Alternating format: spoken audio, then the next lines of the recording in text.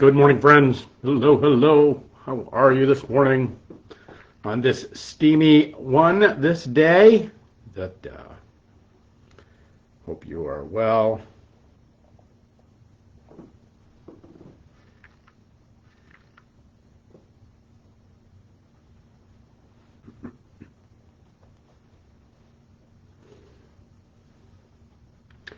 How are you, friends? That the day is filled with goodness for you. Some wonders in it.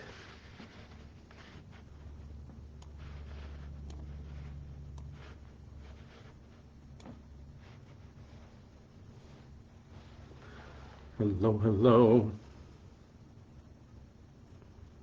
It's a good day today for all of you.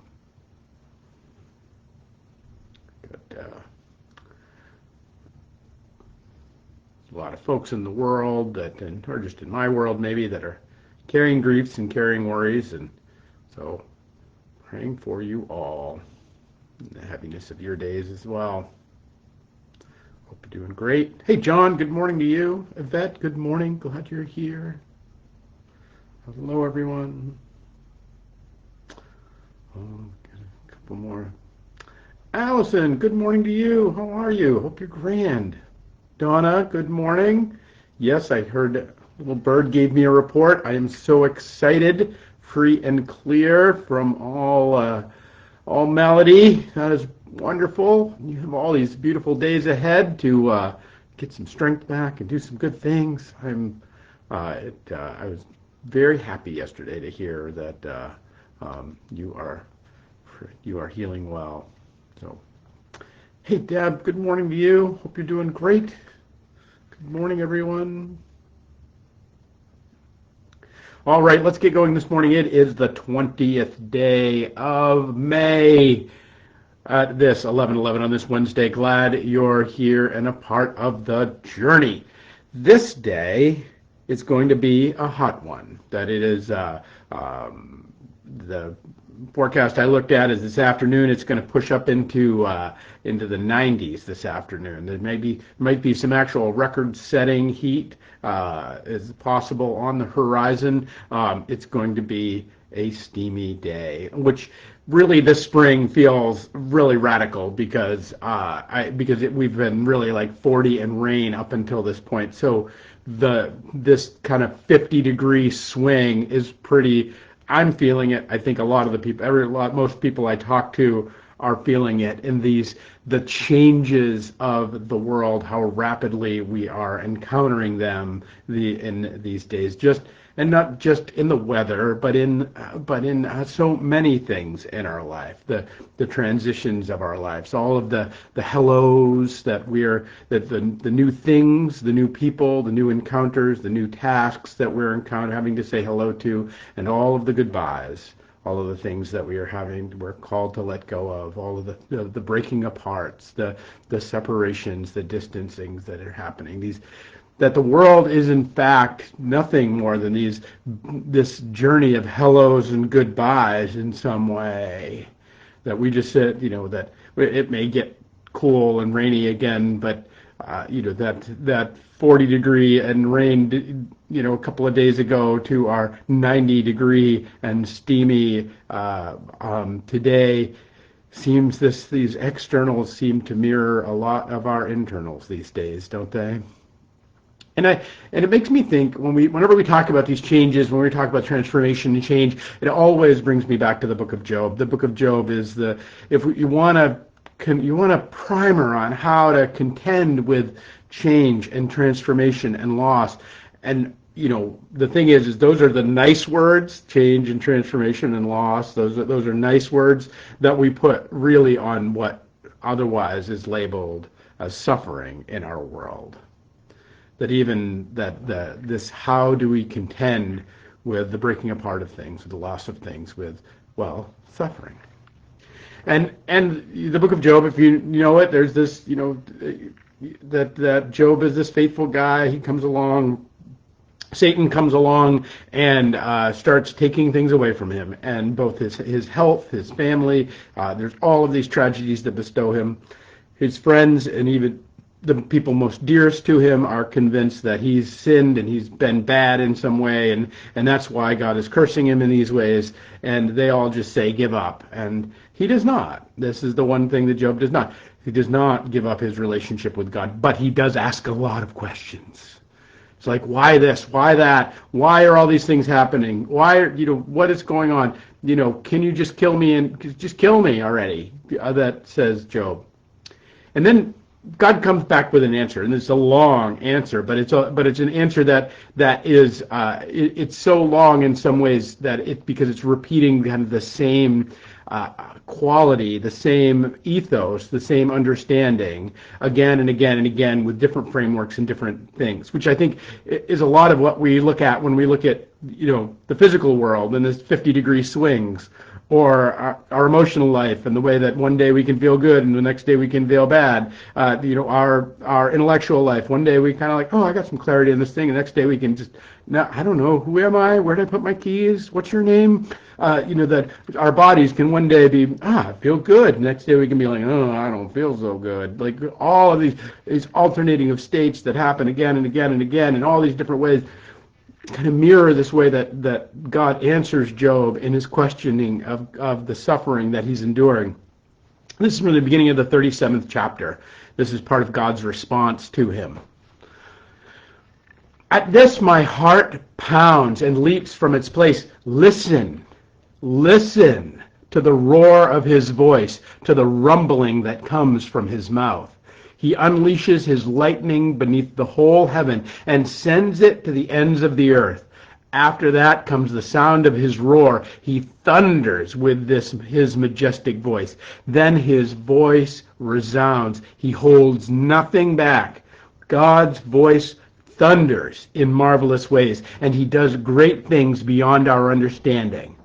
He says to the snow, fall on the earth, and the rain shower, be a mighty downpour, so that everyone he has made may know his work, and he stops all people from their labor. Remember that February when we had that 41 inches of snow, record-setting snow for all of Massachusetts? We here in the city got the most snow from that storm, when everything was transformed, everything was changed, everything for a moment was stopped. When just down in the street that is now you could fry an egg on, it was all of the neighborhood shoveling out Cherry Street because people wanted to get out and be able to go about their business, and there were no plows that had come yet. The radical transformation. And why does God offer us this world that's changing? Why does God offer us a heart that's so fickle and often changing? Why does God offer us a life that's always and ever kind of transforming and going through all these alternating states? Why does God offer us this even this adventure into sickness and this wonder into health? He offers it so that everyone he has made may know his work, and he stops all people from their labor. That God's answer to this suffering question, God's answer to this question of what are we doing in this life, and why are we doing it, and why are all these things happening, and why are things breaking apart, and why are all these hellos, and why all these goodbyes, is so that we may know him, and we might stop thinking it's all up to us in our grubby little hands, so that we can stop this beautiful line. He stops all people from their labor. Like, you think you're working it out.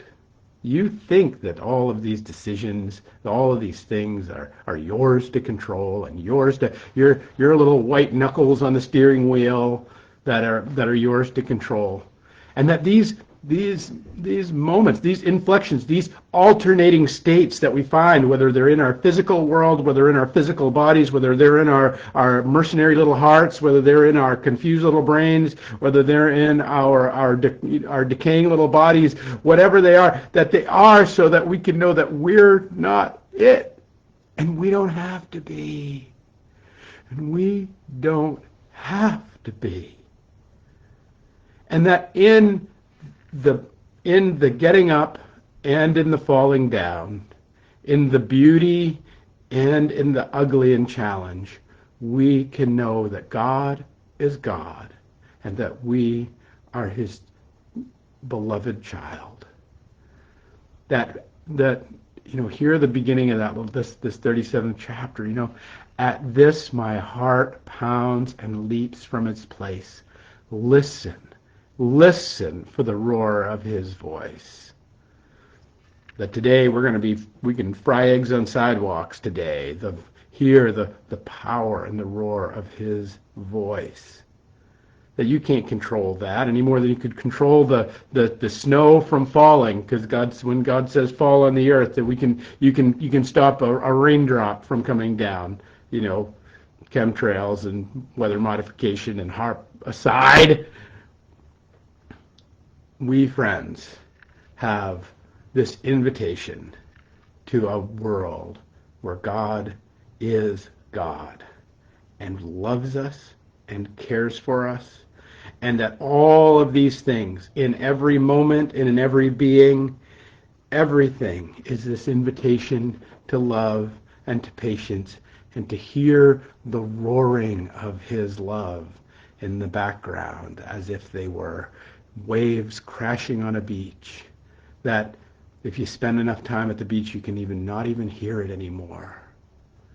But friends, this is where we find ourselves. The great poet, the T.S. Eliot, said, there is only the dance.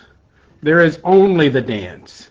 There is only our ups and downs, our fallings and our gettings up, our missteps and our stepping on toes, and our beautiful twirling and wondrous time. All of them are a part of the dance. And there is only the dance. And we neither call the music, nor provide the hall, nor even provide the partner, but it is God Himself who comes to dance with us in the creation that He has created for us. I want to end today with this quote from the great H.W. Smith, because I think it points us at this beauty. It points us at this wonder. It points us at this letting go. This letting go. And that doesn't mean falling down in the fetal position as if nothing matters. No, it means staying in relationship and riding this ride, getting our full nickel's worth from the little horsey out front of the target, like of actually experiencing life in its fullness, even in our loss, even in our desperation, even in our worry, even in the very things that would take us apart. But it is the one who made us that calls to us, who says He will put us back together better. H.W. Smith wrote this: nothing else but this seeing God in everything will make us loving and patient with those who annoy and trouble us.